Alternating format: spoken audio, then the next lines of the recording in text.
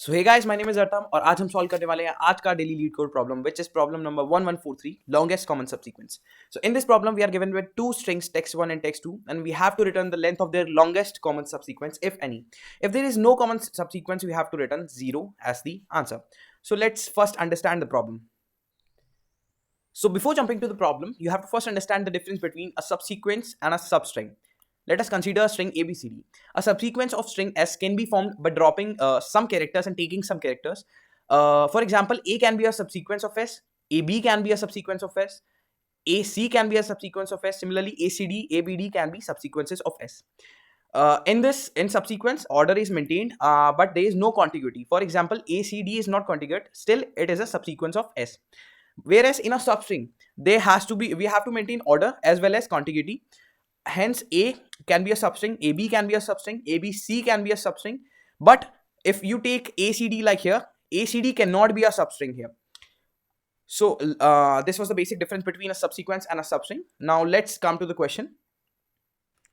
So let us consider a simple example. We are given with two strings, string 1 and string 2.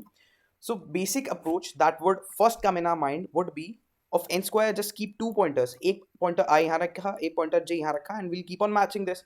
But this would not give us the length of longest common subsequence. It may give some length, it may give some length of common subsequence, but it is not guaranteed that that length would be the longest. So we will be doing this by recursion, as recursion considers all the possibilities. So what we will do is we will just put a pointer I on the string first string and a pointer j on the second string, और हम इन दोनों characters को match करेंगे एक बार में दो characters को match करेंगे. अगर वो कैरेक्टर्स मैच होते हैं तो सिंपली हम काउंटर की वैल्यू बढ़ा देंगे एंड दोनों पॉइंटर्स को आगे बढ़ा देंगे, विच मीन्स हम बाकी बचे हुए स्ट्रिंग को एक अलग प्रॉब्लम में तोड़ देंगे. So they can be two cases, right. इस पॉइंटर में यहाँ पर या तो ये मैच हो सकता है या ये नहीं मैच होगा. अब इन दो केसेस को समझते हैं. सबसे पहला केस है कि दोनों पॉइंटर की वैल्यू मैच हो जाती है. I is here and j is here and they both matches. अब ये दोनों मैच हो गए हैं. ये एक लेंथ का तो हमें लॉन्गेस्ट कॉमन सब्सीक्वेंस मिल ही गया है ना. ये दोनों लॉन्गेस्ट कॉमन सब्सीक्वेंस में आ गए हैं ना, मतलब बी कैरेक्टर आपका लॉन्गेस्ट कॉमन सब्सीक्वेंस में आ गया है. सो हम क्या करेंगे, आई पॉइंटर को भी आगे बढ़ा देंगे और जे पॉइंटर को भी आगे बढ़ा देंगे and will repeat the same process for this सब स्ट्रिंग. मतलब हम बड़ी प्रॉब्लम को छोटी प्रॉब्लम में तोड़ देंगे. That's what we are doing. So अगर हमारा स्ट्रिंग कैरेक्टर मैच होता है, will simply increase the pointer both the pointers and increase the count by 1. This is our case of matching characters. पर अगर कैरेक्टर मैच नहीं हो रहे तो there can be further two cases. अब वो टू केस क्या होंगे इसे समझना जरूरी है. लेट अस से फिर से वही पॉइंटर यहाँ रखे हैं i and j, and this i and j characters are not matching. तो हम जनरली क्या करते हैं, जे को सेम रखते हैं, जे को वहीं पर रखते हैं and will just increase the value of I and will compare every character one by one with J. So in this case हमारे पास एक प्रॉब्लम आ सकती है. क्या, लेट अस सपोज कि ये z कहीं स्ट्रिंग 1 में है ही नहीं, और ये स्ट्रिंग 1 में है ही नहीं, तो j की वैल्यू तो इंक्रीज कभी होगी नहीं, खाली i की वैल्यू इंक्रीज होगी. i बेस केस पहुंच जाएगा, that is the length of this string 1. सो हमारा आंसर रिटर्न हो जाएगा 0. That would be very wrong. क्यों? इस केस में आंसर क्या आ सकता है, इस केस में आ सकता है d is matching, c is matching and a is matching. So answer can be f is also matching, d f c a. So answer is 4 in this case. But इस single i को बढ़ाने से हमारा answer 0 हो गया. So we have to consider both the possibilities. सो एक बार हम क्या करेंगे, एक बार हम i को बढ़ाएंगे, एक बार हम j को बढ़ाएंगे. जब हम i को बढ़ाएंगे तो हम j को सेम रखेंगे, और जब हम j को बढ़ाएंगे तो हम i को सेम रखेंगे. Let us understand this more. Let us suppose कि ये j ये i मैच नहीं हो रहा है. तो एक केस में हमने क्या किया था कि i को बढ़ाया था and we are comparing this b with z. This is the primary case. But दूसरे केस में क्या करेंगे, हम i को सेम रख के will compare will increase j and we'll compare I with jth character now. Now A will be compared with D. इस केस में क्या होगा कि all the possibilities will be considered. So let us try to code this down, this approach down. Let us see the code part now. So let us understand the code part now. ये function हमें पहले से given था question में, और हमने एक extra function लिखा है which is recursively calling itself. और इस रिकर्सिव फंक्शन में हमने सिंपल सी वही अप्रोच जो अभी डिस्कस करी है वो कोड करी है. सो उसमें सबसे पहले हमें दो पॉइंटर्स लेने थे, i and j, which will be pointing to, one will be pointing to characters of S1 and j will be pointing to characters of S2. So let us place the pointers here. the base case of the recursion would be, as we are starting from the zeroth index of both the strings, the base case would be the final length when the pointer reaches the final length of the both of the strings, any of the strings. That would be the base case.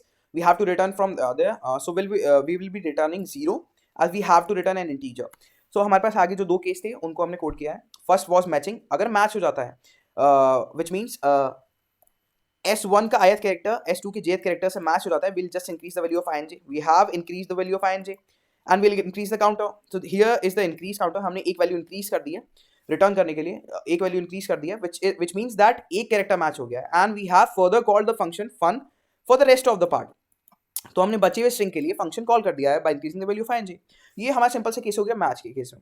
और not match के case में what we have done is, जो हमने ऊपर approach discuss करी थी, एक बार आई को इंक्रीज करके जे सेम रखना है एंड आई को इंक्रीज करके जे सेम रखना है एंड आई को सेम रख के जे इंक्रीज करना है. This is the code for that. So हमने दोनों अप्रोचेस को कंसीडर करा है एंड उस दोनों सब प्रॉब्लम्स में से मैक्सिमम वैल्यू रिटर्न करी है.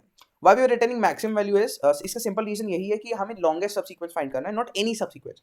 So we have return maximum value from both of the possibilities. वो दोनों पॉसिबिलिटीज क्या थी कि हमने आई को इंक्रीज करा था, जे वहीं सेम पोजीशन पे था, which means this string will be compared with this string. और दूसरा केस क्या था कि आई सेम पोजीशन पर था and j was increase. So in the next possibility this whole string will be compared with this string. So इन दोनों ही केसेस में हमने मैक्सिमम वैल्यू रिटर्न करी है कि इस स्ट्रिंग को जब इस स्ट्रिंग से कंपेयर करेंगे तो एलसीएस की वैल्यू क्या आएगी, और जो अब दूसरा केस था उसमें जो एलसीएस की वैल्यू आएगी उन दोनों में से मैक्सिमम वैल्यू हम रिटर्न करी है just to find the longest common subsequence. तो ये नॉट मैच का केस हो गया. और फिर हमें फाइनली रिटर्न करना है maximum value from both match case and not match case. So हमें मैक्सिमम वैल्यू एंड में रिटर्न करनी होगी मैच्ड केस में और नॉट मैच्ड केस में to find the answer of to find the value of longest common subsequence. So this was the simple recursive approach, but in this approach you will face time complexity. You will face very huge time complexity. So as to reduce time complexity, we will use a dynamic programming approach. Let us first understand what is the time complexity of this approach. So normal recursion takes 2 to the power n time complexity, but as we are calling it twice for both the strings, let us consider the length of this string is n and for this string it's m. So time complexity would be for both of the string, as we're calling it multiple times. Let us consider the worst case that we are calling it on every character. On every character means that n characters पे इसके call लगेगा recursion and m characters पे इसके call recursion call लगेगा. So total number of recursion call would be n plus m. So our time complexity would be 2 to the power n plus m. And very high recursive stack space also. Recursive stack space would be of m cross n, as we are taking two strings into consideration. That's why one will be expanding along this axis and one will be expanding along j. So this will be our space complexity and this will be our time complexity of this approach. As time complexity of recursion is very high, so to minimize it we use dynamic programming, and there are further two approaches in dynamic programming, which are tabulation and memoization. So let us minimize the time complexity of recursive approach using minimization. So let us understand memoization approach. First of all, let us understand what is memoization. So memoization is just a simple technique of breaking down large problems into small problems and then solving it. तो memoization recursion से इसलिए अलग है क्योंकि memoization में जहाँ कहीं भी overlapping सा problem which means that कि same problem again दोबारा आ जाती है, तो उसको calculate ना करके हम उस problem को एक ही बार calculate करके डीपी मैट्रिक्स में स्टोर कर लेते हैं. तो इससे क्या होता है, जब कभी भी वो सेम प्रॉब्लम फ्यूचर में दोबारा आती है, same function call same values पे दोबारा आती है, so we can just look into our DP matrix and fill the value rather than calculating it again and again in recursion. इसलिए रिकर्शन की time complexity 2 to the power में होती है, exponential होती है. इसलिए ही मेमोराइजेशन की जो टाइम कॉम्प्लेक्सिटी होती है वो कम हो जाती है, बिकॉज हम हर वैल्यू को कैलकुलेट करने के बाद डीपी मैट्रिक्स में स्टोर कर लेते हैं. अब code of recursion and code of memorisation is very similar. बस एक फर्क क्या रहता है, वो डीपी मैट्रिक्स का रहता है. डीपी मैट्रिक्स का साइज किस पे डिपेंड करता है? डीपी मैट्रिक्स का साइज डिपेंड करता है कि एक बार में आप कितने वेरिएबल चेंज कर रहे हैं. For example in our case there are two variables which are changing in one function call which are i and j. So हमारे ऑटोमेटिकली हमारे जो डीपी मैट्रिक्स का साइज है वो हो जाएगा टू डायमेंशनल साइज हो जाएगा. सो यहाँ पर डीपी मैट्रिक्स इनिशियलाइज कर देंगे, हम डीपी मैट्रिक्स इनिशियलाइज कर देंगे by taking the number of rows equal to the size of first string and taking the number of columns equal to the size of second string. You can see here I have represented it here as well. तो यहाँ पर हमारी number of रोज बराबर आ गई first string के and number of columns बराबर आ गए second string के. अब अप्रोच समझते हैं, टेबल फिल कैसे होती है वो समझते हैं. Now for that, I will just first explain you recursion tree. Then I will come back to this matrix and will fill this matrix accordingly. So let us go to the recursion tree. So let us first understand how are recursion calls being made. हमने simple से example वही जो question में given है वो consider किया है. You are given with two strings s1 and s2, a, b, c, d, e and a, c, e. So simply output would, of this case would be 3. And how it will be 3? A is matched with A, C is matched with C and E is matched with E. So simple output would be 3. Now let us understand how are these recursive calls being made. सबसे पहले call made होगी zeroth character के लिए, both of the zeroth character which means A and A which is matched. अब match होगा तो हमने क्या किया था कि काउंटर को एक इंक्रीज किया था, काउंटर इंक्रीज है यहाँ पर, ये काउंटर हमने इंक्रीज कर दिया and we have further made recursive call for rest of the string. यानी ए मैच हो गया एंड बचे हुए स्ट्रिंग के लिए we have made recursive call, right. तो बचे हुए स्ट्रिंग में b and c will be compared 1 1 ना, b and c will be compared. अब b and c are not equal, तो इसमें भी दो केस होंगे and we have to consider max of both the cases. एक केस क्या होगा कि हमने आई सेम रखा है, यहाँ पर आई की वैल्यू इंक्रीज नहीं करी है 1 1 and we have increase just the value of j की वैल्यू इंक्रीज करी है. Now f12 is b is being compared with e, right, which is also not again same. So b is not equal to e, hence there will be further two cases. In first case we are just increasing the value of j and in second case we are increasing the value of I and keeping the j same. सो हम यहाँ पर जैसे ही हम दिखेंगे तो यहाँ पर base case reach हो गया. क्यों? जे की वैल्यू 3 हो गई बट जे की मैक्सिमम वैल्यू कैन बी 2, इसलिए तो बेस केस रीच हुआ है. तो यहाँ पर बेस केस जैसे रीच होगा वी हैव रिटर्न 0, तो यहाँ पर ऑटोमेटिकली 0 रिटर्न हो जाएगा. बट जो बची हुई रिकर्सिव कॉल है उसमें क्या होगा देखते हैं. सो it is the recursive call for 2 2 0 1 2. So c is being compared with e. C is also not equal to e. So there will be more two cases again. So in first case हम i को same रखेंगे and j को increase कर देंगे. In second case हम i को increase करेंगे and j को सेम रखेंगे. This is again the base case of for j. सो हम यहाँ रिटर्न कर देंगे j की वैल्यू, इस फंक्शन की वैल्यू 0. अब यहाँ पर जो केस है f3, do let us see 0 1 2 3. now d is being compared with e. it is also not same. सो अब फिर से दो फंक्शंस कॉल होंगी. यहाँ पर फिर से हमने i को सेम रखा है एंड j को इंक्रीज करा है. This is also again the base case. So it will return 0 automatically and in the second case we have increase the value of i and kept j same. तो हमने यहाँ 3 से 4 कर दिया i को एंड 2 से 2 ही रहने दिया j को, क्योंकि j हमने सेम रखा है. So now we are comparing 4 with 2. now 0 1 2 3 4. now e is being compared with e which is same. so what we will do is we will increase the counter and we will make further recursive call which is f of 5 3 increasing both the value of I and j, right. But this will be the case, base case for both I and j, as maximum value of I and j, I can be 4 and j can be 2, but here value of I is 5 and j is 3, so it is base case. Again it will return 0, so this whole function call will return 1 as 1 plus 0 is 1. So from both these two cases we have to consider maximum, so it will this function finally will return 1. Again from these both function calls we have to consider maximum value again, so this function will also return 1. Similarly from this function will also return 1. now let us consider the right hand side, right subtree. we have made function call for 2 1 0 1 2 and 0 1. c is being compared with c and it matches, as you can see. जब match हो जा रहा है तो हमने क्या कहा कि काउंटर इंक्रीज कर दो and make further function calls by increasing the value of both i and j. तो हमने आई की भी वैल्यू बढ़ा दी एंड जे की भी वैल्यू बढ़ा दी and we have made function call. now we are comparing d with e, right, d with e as it is not matching. तो हमारे पास दो फर्दर केस हो जाएंगे. तो एक केस में हमने क्या किया, i की वैल्यू सेम रखी है एंड j की वैल्यू इंक्रीज कर दी है. दूसरे केस में i की वैल्यू इंक्रीज कर दी है एंड j की वैल्यू हमने सेम रखी है. तो ये हमारा बेस केस फॉर j आ जाएगा.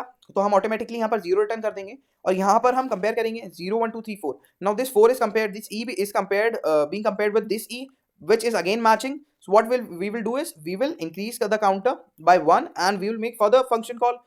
अब हम फंक्शन कॉल कैसे करेंगे, दोनों को मैच होने के केस में दोनों को इंक्रीज करना है, तो we have increase both i and j. अब this is the base case for both i and j. So हम यहाँ पर 0 रिटर्न कर देंगे and this whole function call will return 1. Again we will select the maximum of these two function calls and we will return 1. now 1, this function will return 1 as we have to select the maximum of both the values.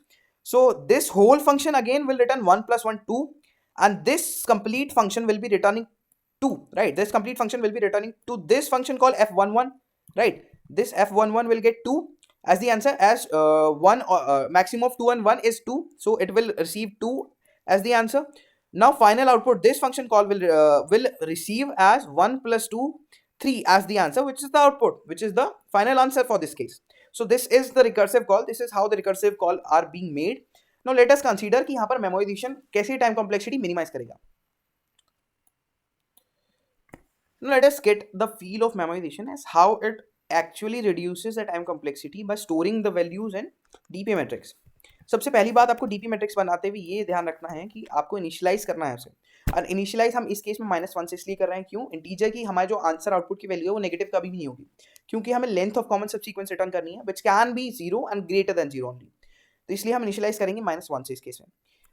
तो सबसे पहले देखते हैं memorisation में होता क्या है. Large sub problem is divided into smaller sub problems and we सबसे लीस्ट सबसे स्मॉलेस्ट सब प्रॉब्लम को जब हम सॉल्व करेंगे then will input, then we'll increase, then we'll store the value of that sub problem. For example, last जो sub problem है solve हो रही है which that is f of O2 which is returning 1, right, which is returning 1. so यहाँ पर हम f42 को change कर देंगे, इनिशियलाइज जो -1 से था उसे चेंज कर देंगे, अब स्टोर कर देंगे इस f42 की वैल्यू इस डीपी मैट्रिक्स में. सिमिलरली f32 इज रिटर्निंग 1, तो f32 की वैल्यू भी हम चेंज कर देंगे किसको, 1 में. f22 is again returning 1, so f22 की वैल्यू भी हम चेंज कर देंगे 1 की वो रिटर्न कर रहा है 1. Again f12 is also returning 1, so f12, right, f12 will return 1. All right, and finally this f11 will get 2 as the input, as maximum of 1 and 2 is 2, so it will get 2 as the input output. So f11 will be changed to f11 will be changed to 2, and finally we what we will do is we'll update the value, but before that let us understand feel of it, feel of memoization, as we have already calculated the value of f42. so in the right subtree, when this function call is being made, will not update the value, we will not calculate the value of f42 again, as we have already updated the value in the dp matrix. अब इसीलिए ही हम base case में ये और check करते हैं DP बनाते हुए कि वो डीपी मैट्रिक्स में वो वैल्यू पहले से है चेंज्ड है या नहीं. अगर वो पहले से -1 के बराबर होगी दैट मीन्स कि हमने कैलकुलेट ही नहीं करी अभी तक वैल्यू, इसलिए अब अगर वो -1 के बराबर नहीं है तो इसका मतलब क्या होगा कि हमने पहले ही कैलकुलेट कर रखी है वैल्यू, और अब हमें फालतू में दोबारा कैलकुलेट करने की जरूरत नहीं है f42 को. इससे हमारा बहुत सारा टाइम बच जाएगा, और this is the example, perfect example of overlapping sub problems, right? This f42 function call is being made here also and here also. So हमने यहाँ पर कैलकुलेट करके पहले ही वैल्यू स्टोर कर ली है, so we are not calculating the value of f42 again. तो हम simply यहाँ पर अपडेट कर देंगे, एंड फाइनली ऐसे ही एक बार only once we'll calculate the value. जो फाइनल आंसर रिटर्न करेगा f00 that would be 3, as 1 plus 2 would be 3, so this would be our value of final value of a TP matrix. अब आपकी approach के हिसाब से, आपके example के हिसाब से आपकी वैल्यूज अलग अलग आ सकती हैं. I have made this for a particular example, this example, so मेरी वैल्यूज ये आई हैं. आप और एग्जाम्पल्स के लिए जरूर ट्राई करें. Now let us analyse the time complexity of memorisation approach. Let's quickly go through the memorisation code. हमने सिंपल यहाँ पर चेंज किया था, रिकर्सिव कोड है सिंपल सेम, बट हमने चेंज क्या किया था, यहाँ पर डीपी मैट्रिक्स बनाया था, and I have also explained why I have made DP matrix, why it is being made to solve the problem of overlapping subproblems and to reduce the time complexity. And we have made a function call once for zeroth index of both the strings. अब हमारा base case same रहेगा कि जब भी या तो i पहुंच जाए फर्स्ट स्ट्रिंग की आखिरी इंडेक्स पे, या फिर j पहुंच जाए फर्स्ट स्ट्रिंग की आखिरी फर्स्ट स्ट्रिंग की लेंथ पे, which means exceeding the last index of both the strings, तो हम रिटर्न कर देंगे j, रिटर्न कर देंगे 0. अब हम डीपी वाली अप्रोच मेमोराइजेशन में हम चेक करते हैं कि we have to calculate the value और we do not have to calculate the value. वो हमें कैसे पता चलेगा, अगर हमने उस पर्टिकुलर इंडेक्सेस के लिए, उस पर्टिकुलर वैल्यू के लिए पहले से ही कैलकुलेट कर रखी होगी वैल्यू, तो इस डीपी मैट्रिक्स में वो वैल्यू -1 के बराबर नहीं होगी. करेक्ट. तो इसका मतलब क्या है कि when dp of i and j is not equals to -1 means कि हमने पहले से ही dp of ij यानी फंक्शन ऑफ i j के लिए वैल्यू कैलकुलेट करके एंड स्टोर करके रखी है अपने डीपी मैट्रिक्स में, so we do not have to calculated again. तो हमारा जो ये कैलकुलेशन पार्ट है ये बच जाएगा, and we will directly return dp of ij. तो ये हमारे यहाँ पर टाइम बच जाता है मेमोराइजेशन में. और जब हमारा कैलकुलेट नहीं हुई होगी value, obviously this would return false, this if would not work, and we'll just carry out a code as we carried out it in recursion. बस हमें चेंज क्या करना है यहाँ पर जब हम मैक्सिमम वैल्यू रिटर्न कर रहे हैं, this is a final answer, right, this is the final approach, this is our final answer which we are getting from match and not match cases, right? So we will store this final answer into that corresponding index value. तो हम store कैसे करेंगे, we'll just write this additional statement dp of ij equals to max of match and not match. तो इससे क्या होगा, DP of आई जे यानी function call जब आई जे के लिए लगी होगी तो उस फंक्शन कॉल आई जे या डीपी ऑफ आई जे में जो वैल्यू बन के आई होगी रिकर्सिव कॉल्स के थ्रू वो यहाँ पर आके स्टोर हो जाएगी। So as to we do not have to calculate function this value again for function call ij. This is the basic dp memorization approach. दो बातों का खास ध्यान रखना है, सबसे पहले डीपी वाला बेस केस एक्स्ट्रा आ जाता है कि कैलकुलेट करनी है या नहीं करनी है, and we'll have to store the value of function calls in a DP matrix. तो ये एडिशनल लाइन यहाँ आ जाती है, बाकी सब सेम है रिकर्शन कॉल जैसा। So this was our memorization code of memorization. Let us quickly go through its time complexity. So let us understand the time complexity of our memorization approach. So in our memorization approach, a time complexity reduces to big O of m cross n. Correct? Where m is the size of our first string and n is the size of our second string. So why does this happen? Let us understand this. तो recursion में, memorisation में जब भी हम कोई भी recursive function call करते हैं तो फंक्शन कॉल दो चीज़ें कर सकती है, या तो वो कुछ रिटर्न कर सकती है which is a constant value which is 0 और 1, और it can make a further function call. Correct? It can make a further function call. Now as हर फंक्शन कॉल में कांस्टेंट टाइम ऑपरेशन हो रहा है which is of addition of one either और making another function call. So these are constant time operation. तो हर function call में constant time operation हो रहा है which takes big of one time complexity, which means in worst case, if they are in worst case, there will be m cross n function calls, correct? और हर function call ले रही है time, constant time, so worst case time complexity automatically क्या हो जाएगी, big of m cross n. So this is the time complexity of our memorization approach, and space complexity obviously would be taken by this DP matrix, which will again be big of m cross n. So this was all for today. आज जो हमने question solve करा, please उससे जाके एक बार खुद से solve करें एंड ब्रूट फोर्स भी ट्राई करें, एंड अलग अलग कोई मेथड मिलता है आपको लॉन्गेस्ट कॉमन सीक्वेंस निकालने का और ऑप्टिमाइज, तो बिल्कुल उसे ट्राई करें। And do try tabulation method. I have not solved it using tabulation क्योंकि मेरा सोल पर्पस है डेली लीड कोड प्रॉब्लम को एक बेसिक अप्रोच से लेके ऑप्टिमाइज अप्रोच तक बताना, और obviously tabulation can be more optimized in some cases जहाँ पर टाइम स्पेस कॉम्प्लेक्सिटी और रिड्यूस हो सकती है। तो आप do try tabulation also, and please जो भी क्वेश्चन आप वीडियो में देखते हैं उसे जरूर सॉल्व करें। I just paste give the link of the problem in the description. Do check the problem in the description and solve it using your own approach first, and then use this approach if you want to, but code जरूर करें, code करना ना छोड़ें और पढ़ाई करते रहें। All the very best, thank you.